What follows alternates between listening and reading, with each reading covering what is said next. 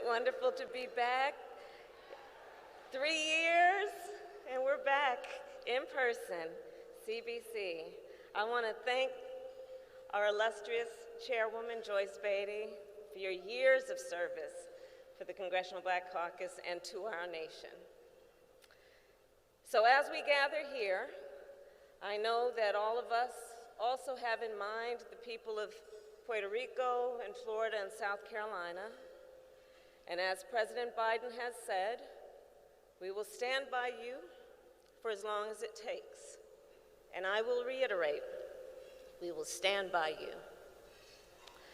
Now, for tonight, we gather once again at the Phoenix Dinner with so many friends and our CBC family. The first time I attended this dinner, I was in college at Howard University. You know.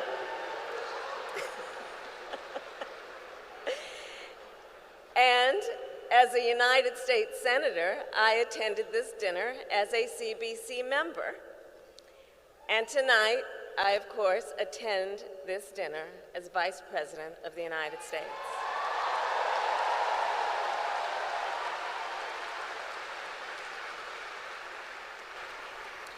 This year's conference theme, Advancing Our Purpose and Elevating Our Power, truly captures the spirit and the purpose of CBC, because that is what CBC does. In a moment, you will hear from the President about the progress we have made together, a President who chose CBC members and staff to serve at every level of our government, including our outstanding Secretary of the Housing and Urban Development Agency, Madam Secretary Marsha Fudge.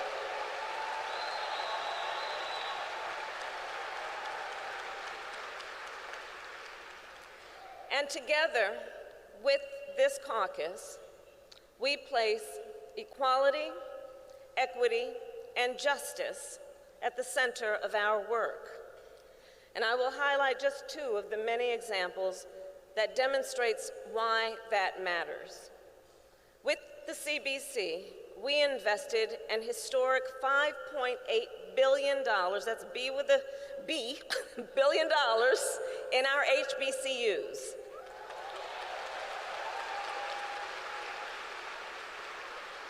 Knowing that our HBCUs are some of our best institutions of academic excellence. And speaking of history, many of us were together yesterday morning for the investiture of the first Black woman to serve on the United States Supreme Court, Justice Ketanji Brown Jackson.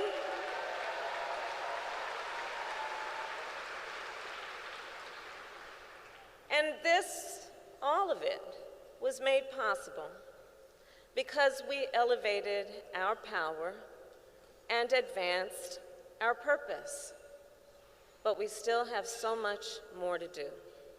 And we need the leadership of this organization now more than ever. Leadership that has the proven ability to see America as it can be, unburdened by what has been. Leadership that is grounded and has always been in fundamental rights, including the importance of justice for all people. Leadership that represents not just the Congress, not just the conscience of the Congress, but the conscience of our country. We gather in unsettled times. I have seen that as I have traveled across this nation and around the world as your Vice President. And you have seen it too. Ideals and freedoms that we thought were long established and are now under threat. Overseas, it includes the threat to the sovereignty of independent nations. And at home, threats to a woman's right to make decisions about her own body.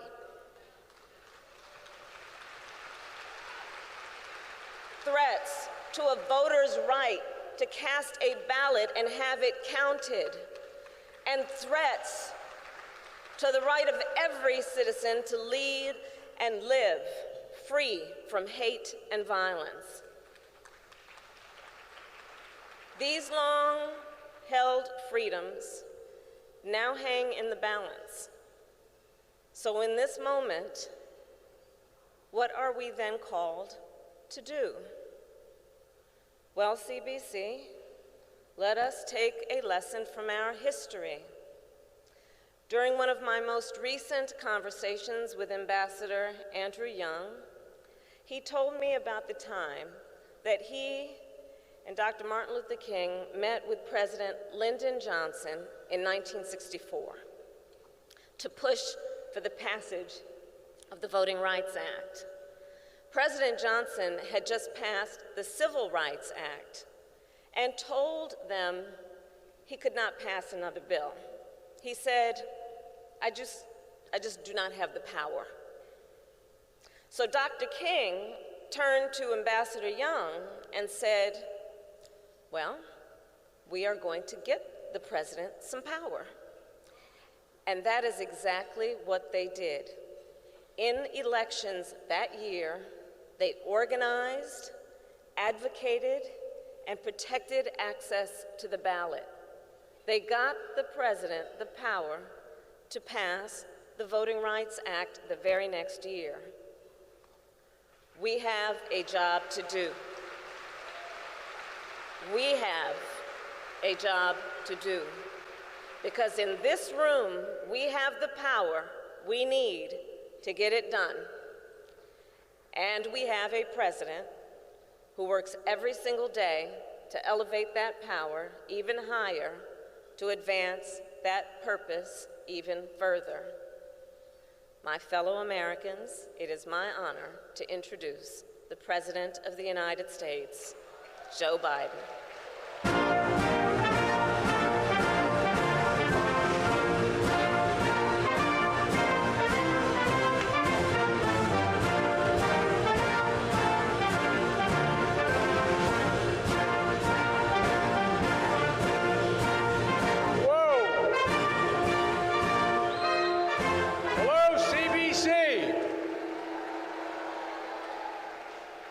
Please, sit down.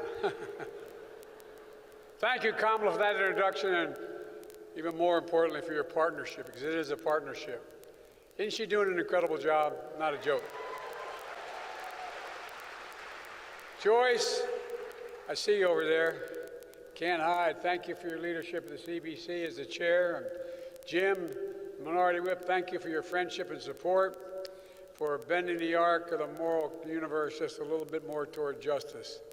And thank you, the CBC members, for your leadership and service.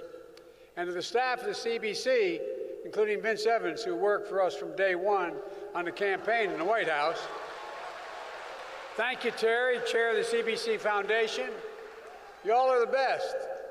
I recruited a bunch of your members to be in my administration. Kamala, Marcia, Cedric, thank you for everything. And everyone here tonight, Jill and I are honored to be with so many friends. You know, though I know you're really here to see Gladys Knight, I ain't one of the pips.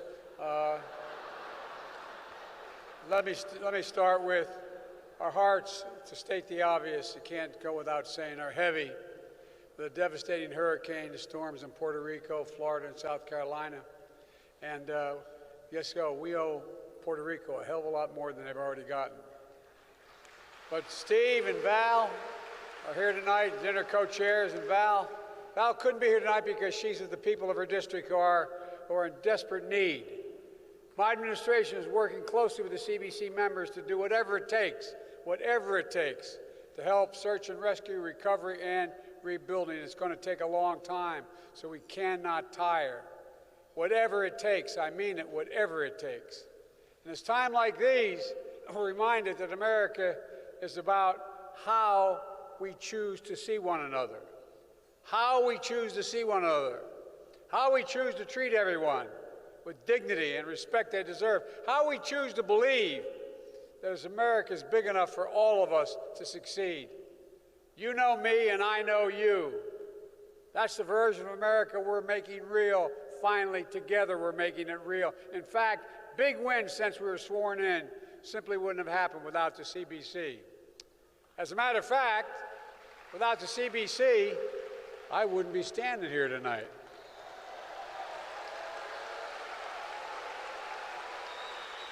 That's a fact. Look at what we witnessed yesterday. I told you all I was going to appoint a black woman to the Supreme Court, and we did. The first, not only the first black vice president, but the first member of the Associate Justice of the Supreme Court of the United States of America. Think about that.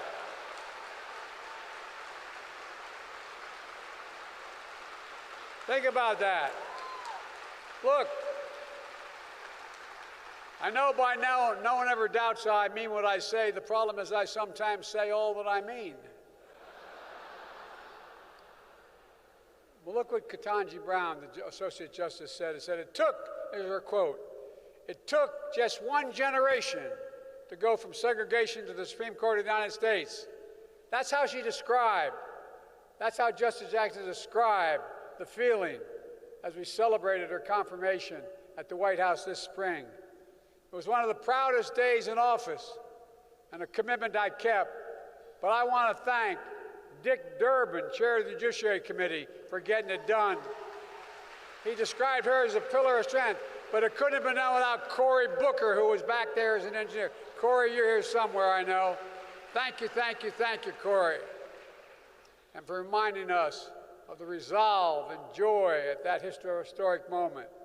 You know, and by the way, I've nominated and the CBC has helped confirm, more black women appellate justices than every other president in history combined. Combined throughout our history. But that's not all we've gotten done. The historic American Rescue Plan helped us emerge from the pandemic and move from economic crisis to resurgence. We centered equity in our historic vaccine effort, going to communities, close the racial gap, to make sure all black Americans, no matter where they live, no matter what their circumstance, got a chance to be vaccinated and boosted. And I want to tell you, we had a hell of a lot of help from the Speaker of the House of Representatives, Nancy Pelosi. Look, that law helped more black Americans gain health insurance under the Affordable Care Act. Black unemployment is down. Black small business creation is up. And black child poverty was cut in half in 2021 because of the child tax credit. And with the help of the CBC, we're working like hell to make sure we make the child tax credit permanent. Permanent. Permanent. And let's cut through it. I ran on the commitment that I'd get significant funding for the HBCUs. I didn't go to one, but one got me elected, Delaware State University. Oh, not joking. No, no, no, you don't. If you know Delaware, you know I'm telling the truth. We have the 8th largest black population in America as a percent of population, and they did it for me.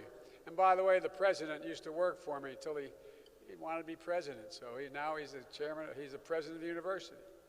You look, instead of photo ops, I delivered $5.8 billion in funding, more than any time in any portion of our history, ever. That's a fact. And with Marsh's leadership, we're expanding our efforts to build black wealth like others have through home ownership, because we know that's how you build equity and pass down that wealth from generation to generation. And we're also aggressively combating racial discrimination in housing. That includes everything from ending the legacy of redlining, which I might add was the first issue I got involved in as a young county councilman and almost lost, but we were right. It includes addressing the cruel fact that a home built by the same builder on different sides of a highway, same home, white couple moves into one, a black couple in the other. The black couple's home is somewhere between 12 and 20% undervalued from the white home. Look, folks, too often it happens. Black small businesses, the engines of our economy. But you understand more than most people. They're the glue that holds the community together. The restaurant, the beauty shop, the barber shop, the drugstore. Every business, no matter how big or small, they're the ones that sponsor the church events, the Little League events. They're the ones that hold the community together, that people gather around. So it matters. It matters we support small business, the black community. And as president, my administration disperses hundreds of billions of dollars in federal contracts for everything from refurbishing the decks on aircraft carriers to installing the railings on federal buildings. I get to spend $600 billion a year. And I made a decision that it's all going to be made and worked for in America. None of that money's going to any outfit that's not in America. And guess what? We're determined to make sure that taxpayer dollars goes to American companies and American workers. In my administration, we buy America, and that includes increasing the share of those dollars that go to small, disadvantaged businesses, including brown and black businesses. And we're going to bring that from 10% of all that money spent going to small businesses that are black and brown to 15% by 2025. Doesn't sound like much. That means an additional $100 billion to those businesses and those communities. It matters. It matters. Together we turn Infrastructure Week from a punchline into Infrastructure Decade as a headline. Because of you all, I was able to sign a once-in-a-generation infrastructure law with equity at the center of it. We're going to modernize America's roads, bridges, ports, airports, all across America. And we're going to replace poisonous lead pipes so every child can turn on a faucet, whether they're at home or school, and drink clean water. We're going to deliver affordable high-speed internet so every single household, no matter, so the parent doesn't have to pull in front of a McDonald's parking lot so their kid can get on the internet to do their homework. Folks, we enacted the Inflation Reduction Act, one of the most significant laws in our history. For too long, we paid the highest price for prescription drugs of any advanced nation in the world. And for years, many of us who've been around have been taking on and fighting the drug companies, fighting pharma, and we've not been able to win. But this time we fought them and we won. We beat them. We finally got it done.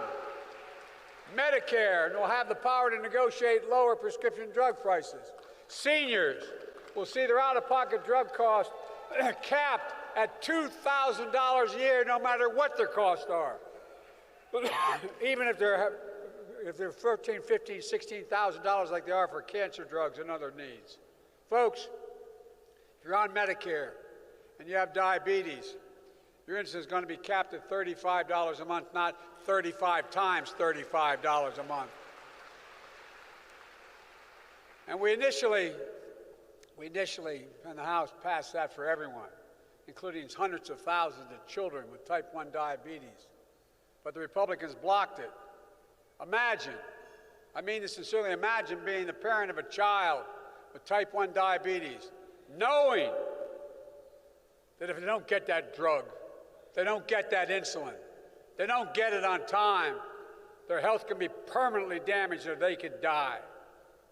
Not having enough money because they don't have insurance and no way to get it. Just imagine being that parent. It's wrong. We're going to keep fighting until we get that cost down to $35. It costs them $10 to make it. They should not get more than $35.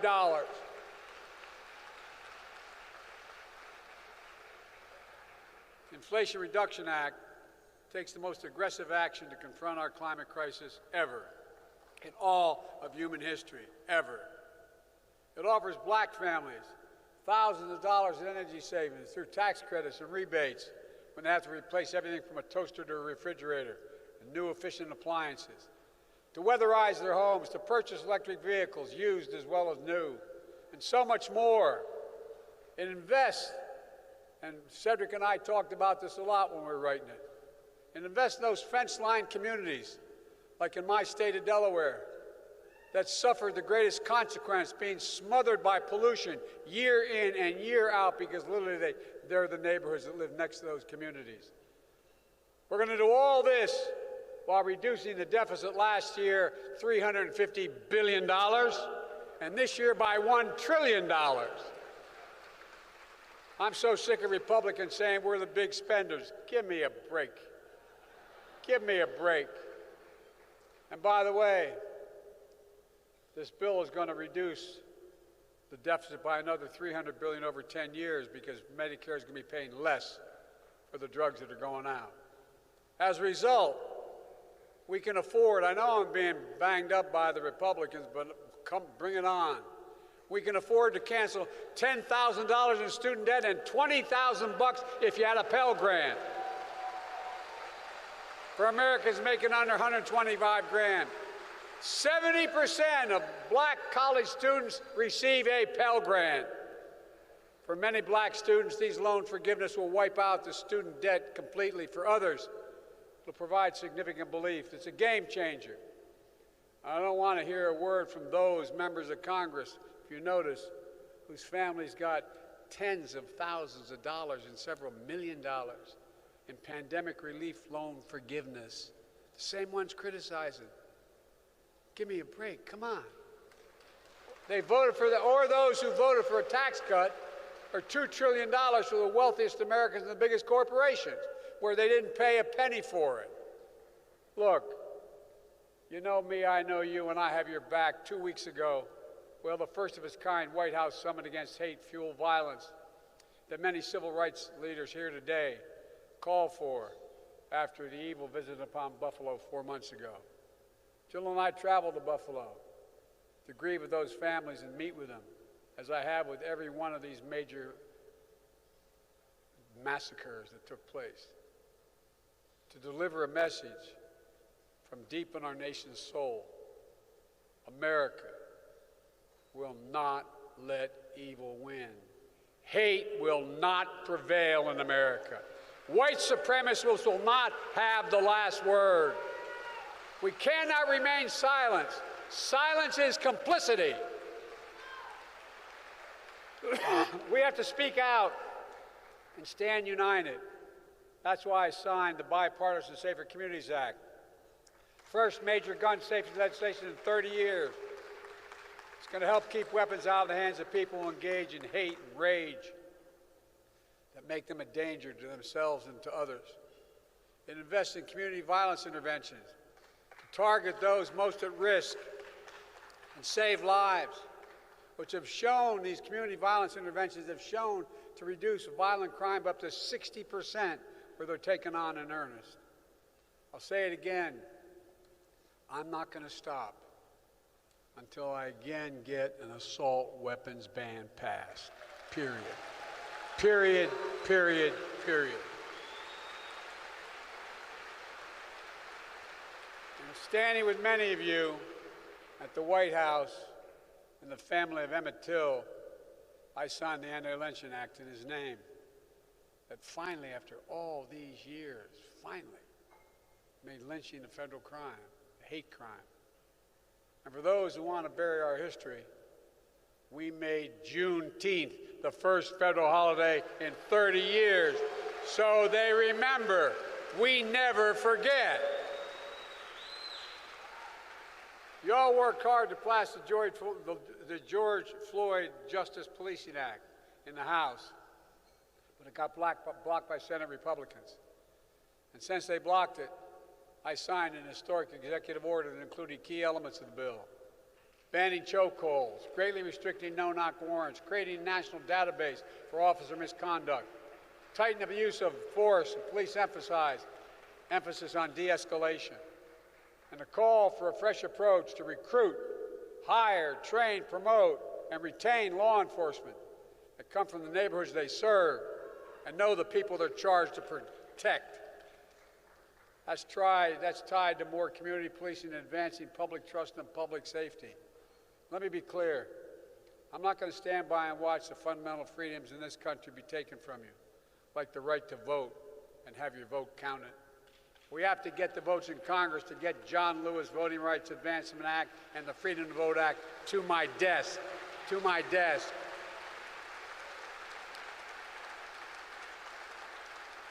We must get the votes in Congress to codify Roe v. Wade to protect the right to choose and the right to privacy. Look, I know you helped. Matter of fact, you're the major reason I got elected President of the United States. I'll defend our democracy and your freedoms with every fiber of my being. So let me close with this. I asked Cedric if everyone knows why this is called the CBC Phoenix Dinner. He said everybody at CBC knows it, which I think I knew. But the entire community should know it. I said, okay. In 1901, Congressman George Henry White of North Carolina was the only black member of Congress at the time. He was a champion of civil rights who stood against the rising tide of white mob violence. Delivering his final four speech, he called a temporary farewell. George Henry White said of black Americans, and I quote, "Phoenix-like, we will rise up someday and come again." These parting words are on behalf of an outraged, heartbroken, bruised and bleeding, but God-fearing people, faithful, industrious, loyal, rising people, full of potential force. Well, folks, more than 120 years later, you've made that real. A potential force that's real. It's rising, full of force. You had my back, and I promise you I'll have yours. Together, let's remember who in the hell we are. We're the United States of America, and there's nothing beyond our capacity. May God bless you all, and may God protect our troops. Thank you for your patience. Thank you.